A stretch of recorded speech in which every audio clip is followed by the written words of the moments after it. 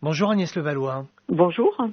On sait que la diplomatie irakienne a beaucoup travaillé au rapprochement entre l'Iran et l'Arabie Saoudite. Il y a eu finalement cette signature d'un accord. Cela s'est passé en Chine. L'accord donc va faire qu'il y a une réouverture des relations diplomatiques entre les deux pays. Est-ce qu'on peut parler de surprise au sens premier du terme, et quelles sont les raisons qui ont poussé ces deux pays importants de la région à se mettre autour d'une table de discussion, voire de négociation?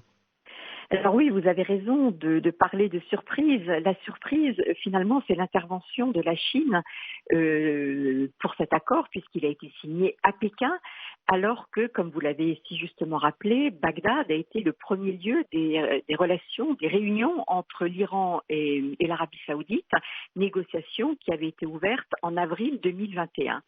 Et donc, on voit à travers cette annonce de Pékin ce rôle nouveau qu'entend jouer la Chine, un rôle qui n'est pas plus seulement un rôle économique, mais un rôle diplomatique. Et ça, c'est un élément, à mon avis, dont on va voir des conséquences aussi par la suite de l'émergence de cette volonté de la Chine de sortir de son domaine privilégié, le domaine économique, pour aller vers la diplomatie. Alors maintenant, pourquoi aussi c'est important pour la Chine? C'est que l'Iran et l'Arabie Saoudite sont les deux principaux fournisseurs en énergie de la Chine, qui en a grandement besoin pour le développement de son pays. Et donc la Chine avait un intérêt évident à ce que les deux pays, ces deux ennemis de la région, s'assoient autour de la même table pour faire baisser la tension et éviter qu'une tension trop forte ne dégénère en crise et mette à mal l'approvisionnement en pétrole et en énergie pour la Chine. Sachant que la Chine, on peut s'en souvenir, avait déjà fait une proposition pour une résolution du conflit israélo-palestinien et qui a été très très peu étudiée. Mais là, on peut effectivement parler, Agnès, d'une victoire diplomatique. Maintenant, est-ce que c'est une victoire au sens premier du terme? C'est-à-dire qu'aujourd'hui, la reprise des relations diplomatiques entre l'Iran et l'Arabie Saoudite, c'est acté, c'est sûr à 100%, ou est-ce qu'il en est autrement? Alors, on a toujours une interrogation. Là, les deux parties se sont donné 2 mois pour établir les relations diplomatiques. Il me semble que les deux pays ont besoin de cet accord. L'Arabie Saoudite, on l'a bien vu, se rend compte quand même de la vulnérabilité de son pays suite aux attaques de drones lancées probablement d'Iran en 2019, et qui a donc mis à jour la vulnérabilité du Royaume. Et donc, le Royaume n'a aucune envie, là encore, de rentrer dans un conflit avec l'Iran. Le prince héritier a besoin d'investissements étrangers pour mener à bien tous ces projets de diversification économique.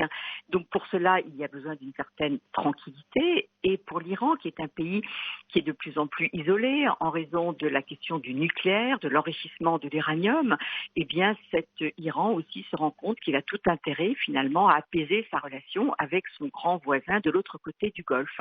Donc pour ces différentes raisons, on peut penser que cet accord va aboutir à quelque chose de concret, puisque les deux pays, je le répète vraiment, ont besoin d'une certaine stabilité dans la région.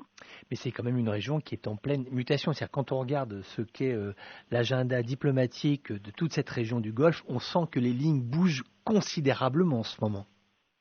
Oui, c'est ça qui est très intéressant à observer, c'est qu'on s'aperçoit quand même d'une baisse d'intérêt des Américains pour ce Moyen-Orient, ce qui ne veut pas dire qu'ils se détournent du Moyen-Orient, ils en ont besoin, bien évidemment, mais il n'y a plus le même investissement, et que face à ce vide créé par ce désinvestissement américain, eh bien d'autres puissances se présentent, et je pense évidemment à la Chine et à la Russie, mais aussi ce que l'on voit, c'est l'autonomisation des puissances régionales qui considèrent aujourd'hui qu'elles doivent compter sur elles-mêmes et tenter de trouver elles-mêmes des solutions à la tension, d'où cette volonté de Riyad et de Téhéran de signer un accord.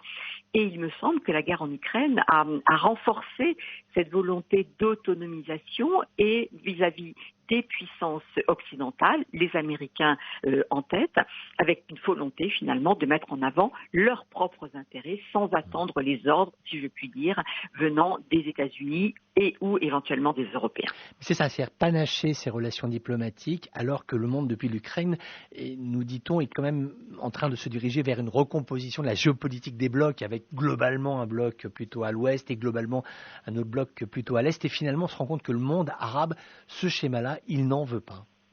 Oui, absolument. On voit bien que ce qu'on appelle maintenant le Sud global ne veut plus de ces règles qui ont été imposées par les Occidentaux maintenant depuis des dizaines d'années et que les pays de la région, de la Maghreb proche et Moyen-Orient, entendent mettre en avant leurs propres intérêts, aller chercher leurs appuis là où ils estiment qu'ils sont le plus performants pour leurs intérêts, ce qui ne veut pas dire, je le répète, que les Américains ne sont plus présents. L'Arabie saoudite a encore un besoin vital de la sécurité américaine, bien évidemment, mais cette diversification dans les alliances qui permet de multiplier les assurances-vie, c'est quelque chose de tout à fait nouveau et dont nous, les Occidentaux, devons absolument tenir compte pour ne pas disparaître ou en tous les cas pour ne pas voir cette influence pratiquement disparaître de cette région du monde si importante pour nous.